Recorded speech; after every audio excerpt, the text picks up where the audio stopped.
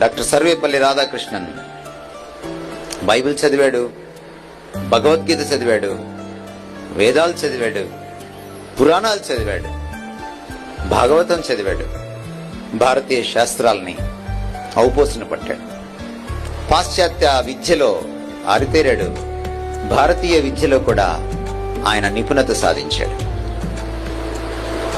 భారతదేశంలోని మత సారాంశాన్నంతటినీ ఒక్క పుస్తకంగా, ఒక్క సంకలనంగా రచించినవాడు.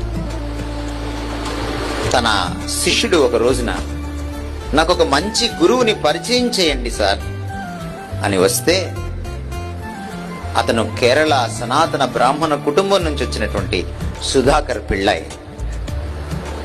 సర్వేపల్లి రాధాకృష్ణన్ ఓ చిన్న పుస్తకం తీసుకొచ్చి ఆయన చేతిలో పెట్టాడు. ఏమిటా పుస్తకం? యేసుక్రీస్తు వారి గురించిన జీవిత చరిత్రకు సంబంధించిన పుస్తకం. ఏమిటా పుస్తకం? బైబిల్లోని 2వ భాగం, కొత్త నిబంధన. ఆ పుస్తకాన్ని తెరిచిన తర్వాత, అది బైబిల్ అని తెలుసుకున్న తర్వాత సుధాకర్ పిళ్ళై ముఖం ఎర్రబడింది. మీరేదో మంచి గురువుని పరిచయం చేస్తారని వస్తే ఈ నిమ్న జాతి దేవుణ్ణి నాకు పరిచయం చేస్తారేంటి సార్? డాక్టర్ సర్వేపల్లి తాపీగా ఒక మాట అన్నాడు. సుధాకర్, నా మీద గౌరవంతో వచ్చావు, నమ్మకంతో వచ్చావు, గురువు కావాలన్నావు, పరిచయం చేస్తున్నా. నా మీద నమ్మకం ఉంటే వెళ్ళి ఆ పుస్తకం చదువు. ఆ గురువు గారు నీకు నచ్చకపోతే మళ్ళీ రా, అప్పుడు 2వ గురువు గురించి ఆలోచిద్దాం. ఫ్రెండ్స్, చరిత్రలో జరిగింది ఏమిటంటే, సుధాకర్ పిళ్ళై మళ్ళీ సర్వేపల్లి రాధాకృష్ణన్ గారి దగ్గరికి మరో గురువు కోసం రాలేదు.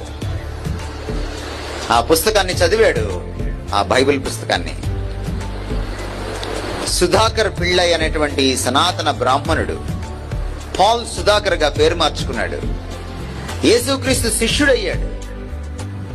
భారతదేశం అంతటా తిరిగి ఖైదీల మధ్య యేసుక్రీస్తు ప్రేమ సువార్తను ప్రకటించాడు.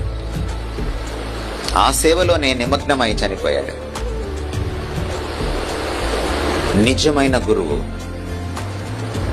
దేవుని గురించిన సందిగ్ధాన్ని తొలగించే నిజమైన గురువు, దేవగురువు, గురుదేవుడు ఒక్కడే, ఆయన యేసుక్రీస్తు.